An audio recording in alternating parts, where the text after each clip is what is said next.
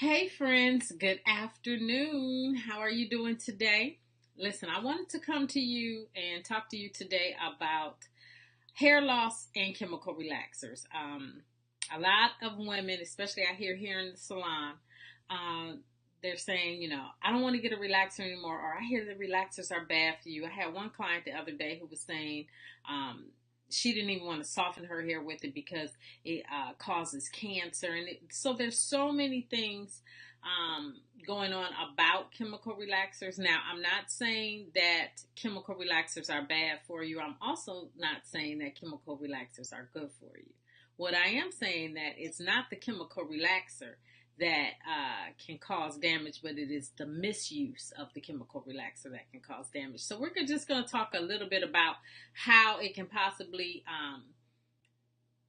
cause you to have hair loss, scalp damage, which scalp damage leads to hair loss, and some of the things that you could possibly do to combat that if you do choose to wear a chemical relaxer. But before I get into it, uh, if you have not and you want to make sure that you don't miss any of my videos, because I talk about everything pertaining to beauty, body, and business, be sure to like me on Facebook, follow me on Instagram, and subscribe on YouTube so you don't miss any of the videos that I put out.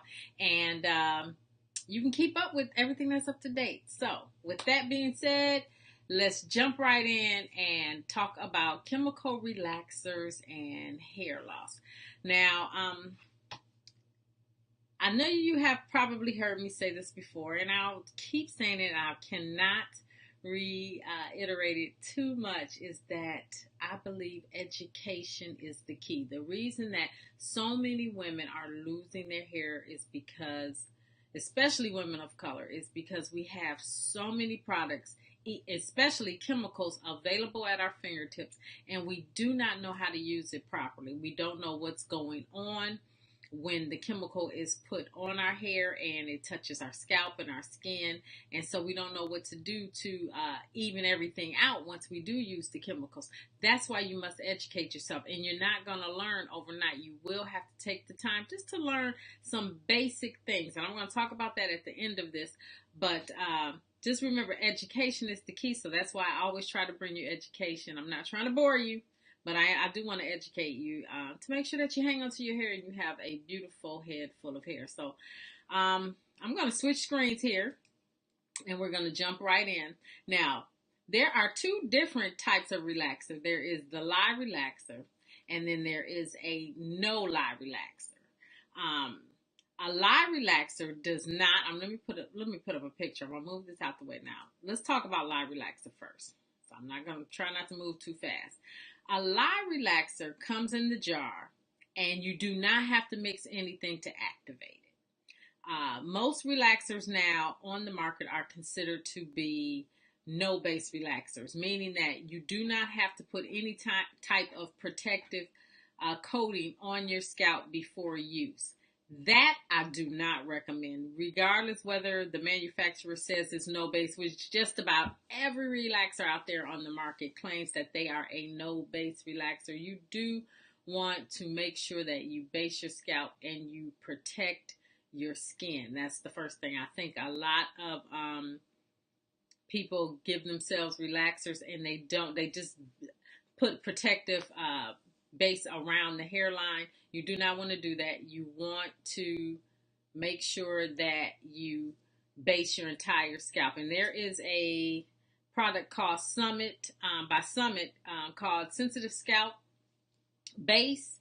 That is a wonderful base. I find that it works with most relaxers. It's not too heavy where it will stop the chemical from working, but it will give your scalp a protective coating. So now let's talk about the no lye relaxer. Now, so we know that the lye relaxer you don't have to mix. So now we're going to talk about no lye relaxers. Now, no lye relaxers typically come in a box.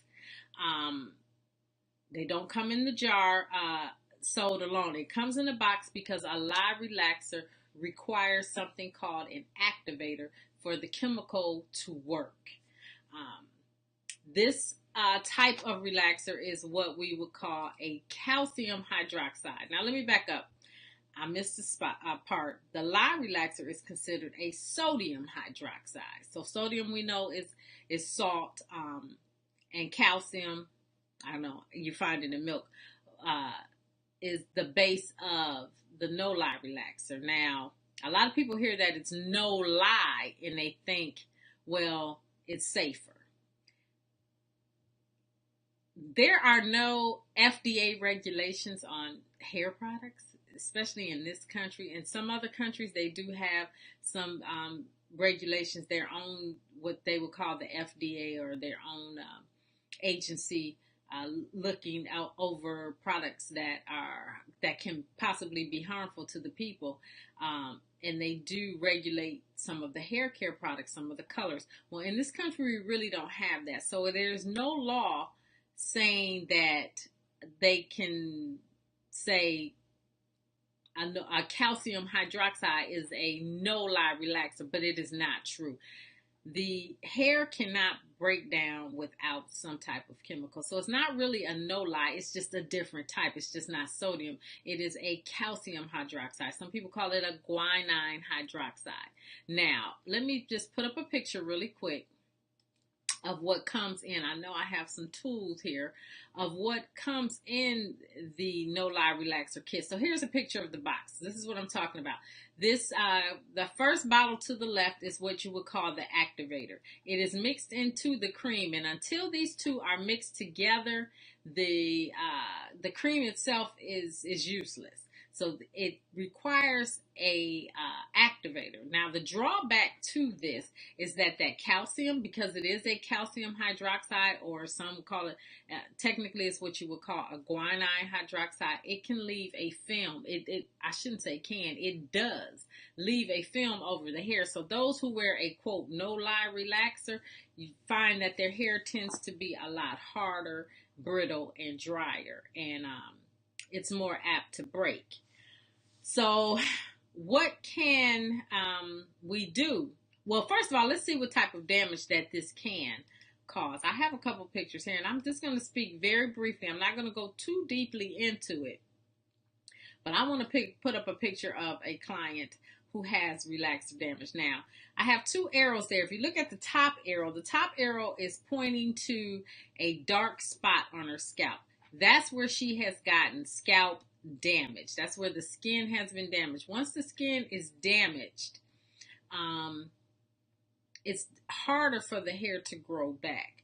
So that's possibly because she did not base the scalp. Maybe she scratched before she had the relaxer. I really don't know exactly what it was, but this client, and I took this picture myself, this client did tell me that she used to burn in the crown of her head when she got relaxers on a regular basis, and over time this is what happened. Now, the bottom arrow is showing where it's kind of smooth and shiny. It was hard to see in the picture, but normally when you get some type of damage from the relaxer, and this can happen with a lye or a no lye relaxer, if the skin is very smooth like a baby's bottom and you don't feel any bumps, the probability of hair being able to grow back is very slim. It's practically slim to none.